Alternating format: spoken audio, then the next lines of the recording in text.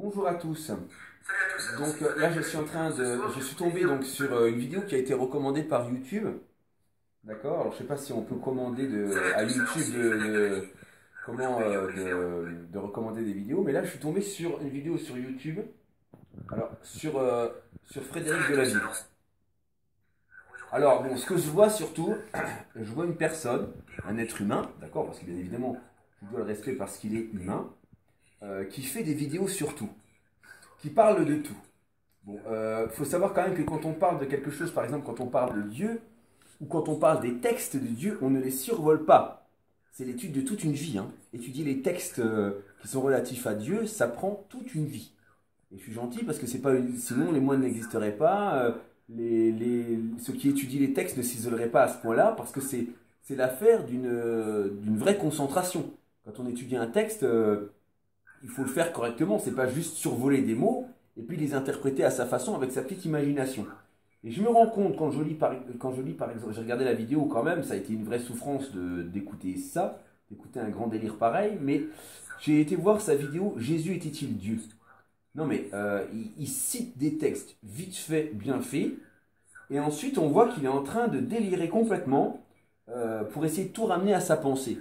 Alors sa pensée elle est simple, sa pensée c'est qu'on est tous une partie de Dieu qui ne s'accepte pas en fait, qui n'accepte pas la vie quelque part. Et que au fur et à mesure de notre vécu, Dieu accepte la vie parce que nous-mêmes on accepte qu'on est des dieux, qu'on est Dieu.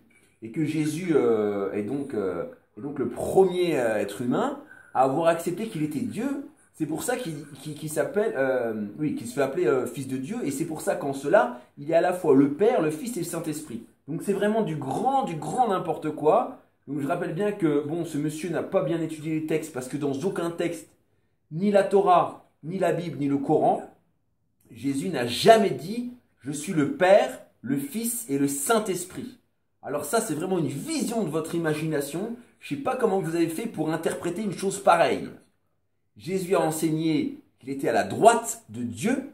Il a enseigné que personne ne connaît l'heure de la fin, d'accord? Ni même le Fils, donc là il s'inclut. Et quand il parle du Fils, il parle, on le voit dans les écrits, de la création de Dieu, de ce qui doit devenir à l'image de Dieu dans sa façon d'être, dans son aboutissement. C'est-à-dire que la création mûrit pour devenir juste l'image de Dieu. Et pas devenir Dieu, ça c'est un contresens total, on ne confond jamais le Créateur et sa créature.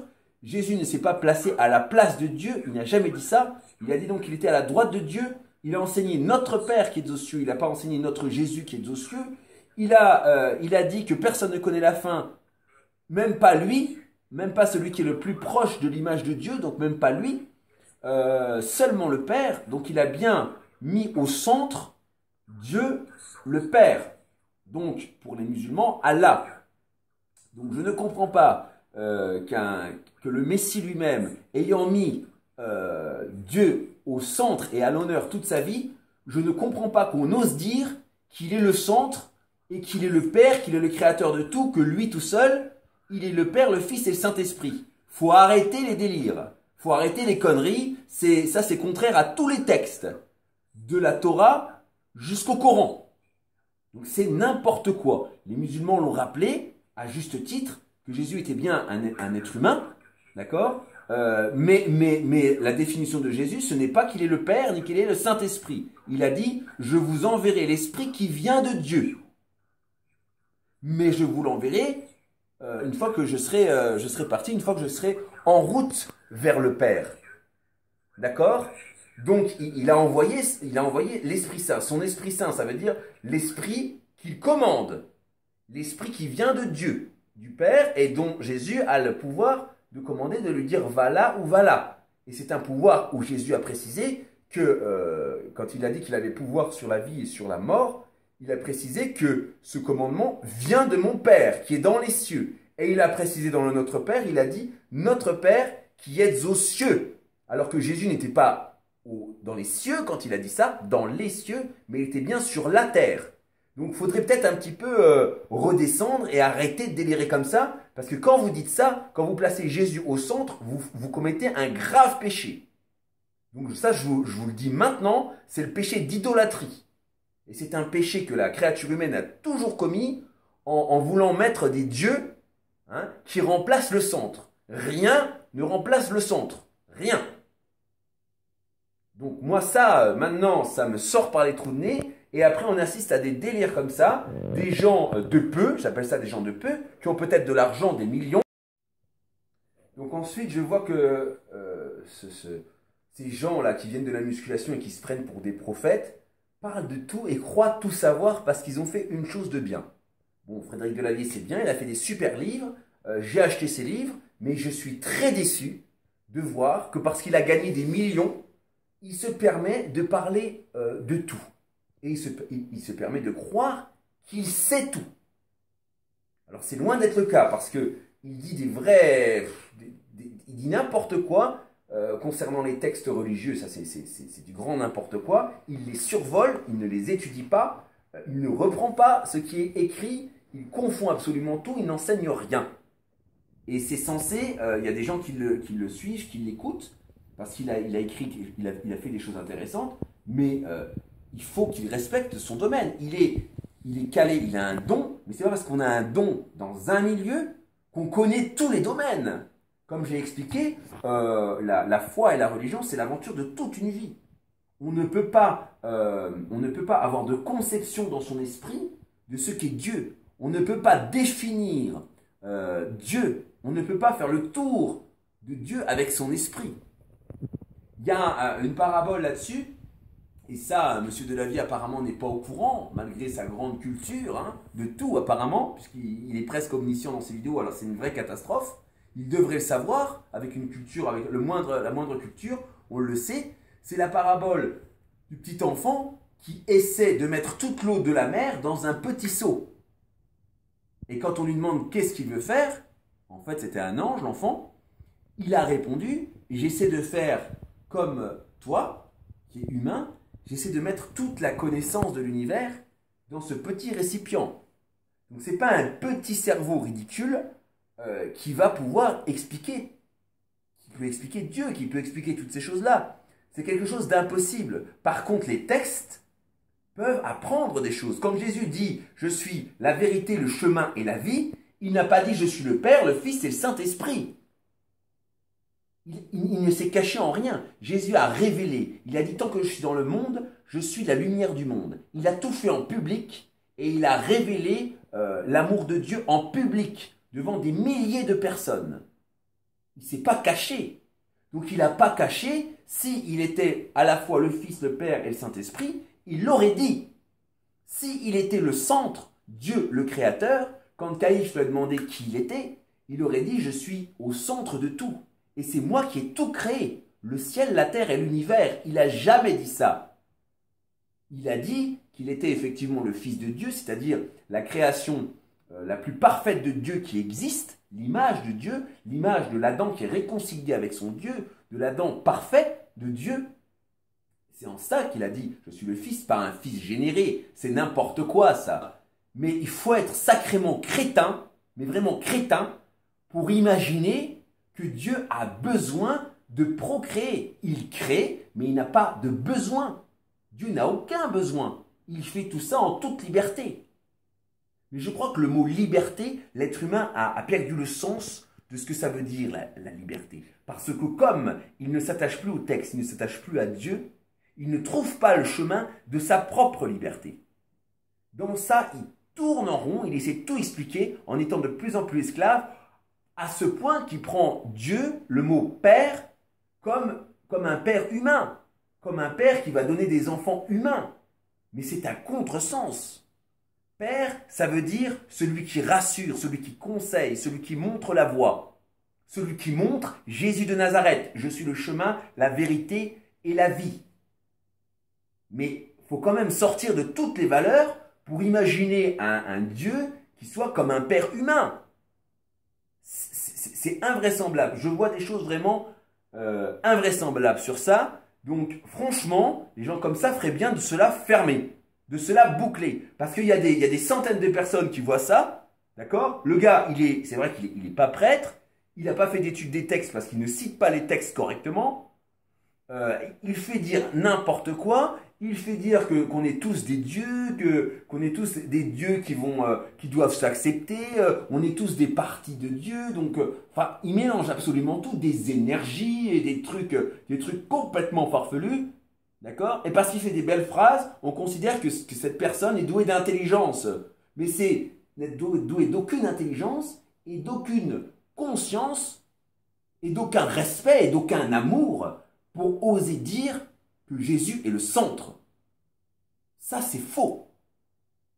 Il peut être votre centre, à vous, c'est-à-dire votre chemin. En ça, vous pouvez le prendre comme le centre parce que c'est votre référence.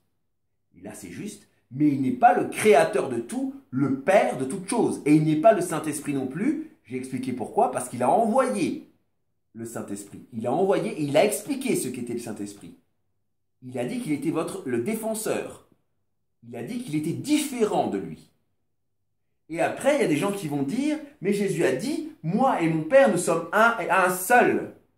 Mais quand votre Père n'est pas là, n'est pas présent, que vous reprenez derrière son entreprise, pour parler vos mots, eh bien, le nom, c'est marqué, votre nom est fils.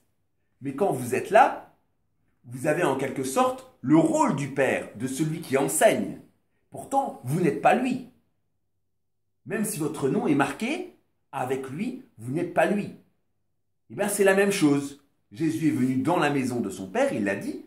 C'est quand même que c'était quand même son rôle d'être dans la maison de son Père, d'être dans la création, parce qu'il était dans le temple, qui était le lieu le plus saint de toute la création.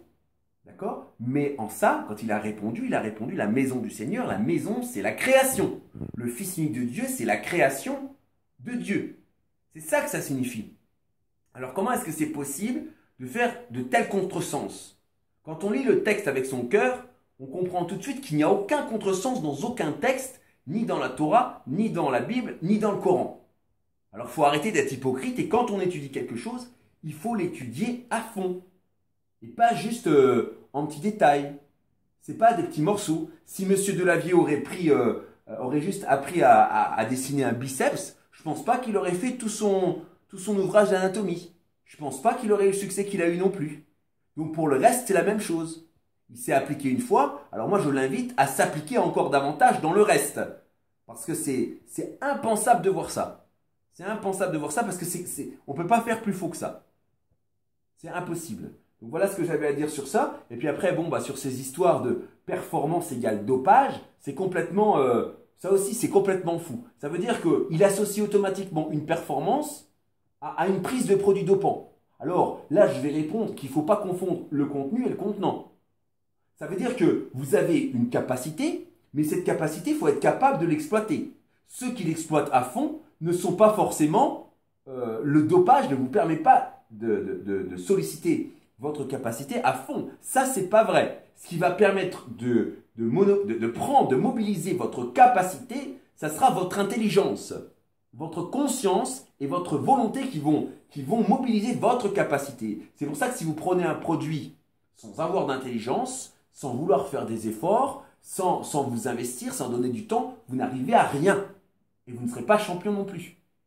Et que, vice-versa, si vous ne prenez pas de produit que vous voulez un résultat, vous allez devoir passer par la case performance obligatoire, et que cette phase performance va nécessiter beaucoup plus de volonté et d'intensité, et si vous en prenez la décision, si c'est votre passion, vous en avez la volonté, vous allez réussir, séance après séance, à avoir une vraie performance, comme tous les bons sportifs qui existent dans le monde. Et ça n'a rien à voir, ça, avec une prise de produits dopants, c'est-à-dire l'augmentation de votre capacité passive de base. Parce que ce n'est pas la capacité passive qui donne le résultat. C'est l'action. C'est la capacité à mobiliser cette capacité de base. C'est ce que j'ai expliqué. Vous voyez les bœufs dans les champs, ils sont énormes, ils mangent que de la salade. Ce ne sera jamais des chevaux de course. Et vous allez avoir des chevaux sans prendre de produits qui vont courir beaucoup plus vite. Et pourtant, ils n'ont aucun produit dopant. Donc, il ne faut pas mélanger, il ne faut pas tout mélanger. Comme j'ai écrit à Monsieur Delavier, dans ce cas-là, n'importe qui va aller dans la salle et en faire le moins possible, ce qui se passe déjà pas mal actuellement, et ça va aller encore en s'aggravant. Comme ça, on n'aura pas l'air dopé. Et paradoxalement, j'ai vu des athlètes qui étaient chargés à fond, et qui s'entraînaient à moitié, ou presque pas. Et donc, ils n'arrivaient jamais quand même à être champions, même si dans la salle, ils étaient impressionnants et qu'on aurait dit des culturistes, entre guillemets. Donc voilà, donc on est dans quelque chose de vraiment atroce. Donc je tenais quand même à le signaler dans cette vidéo quand même, faire une petite vidéo un petit peu de remise au point, d'illuminer complètement, qui décollent, qui sont dans une autre planète, qui n'a plus rien à voir avec la réalité, quoi. Qui se sont auto-divinisés, qui se sont illuminés par eux-mêmes, qui vous racontent vraiment n'importe quoi. Alors moi j'ai un conseil, ne suivez vraiment pas ces gens-là. Hein. Ne les suivez pas parce que vous voyez que c'est n'importe quoi. Quand vous voyez que c'est n'importe quoi comme ça, ne les suivez pas sans effort. Si vous êtes naturel, si vous ne faites pas d'effort, si vous ne passez pas par la case performance, et surtout en musculation, vous n'avez aucune chance d'avoir un résultat qui tient, qui dure et qui vous amène à quelque chose. Voilà ce que j'ai à dire sur ça. Merci à tous.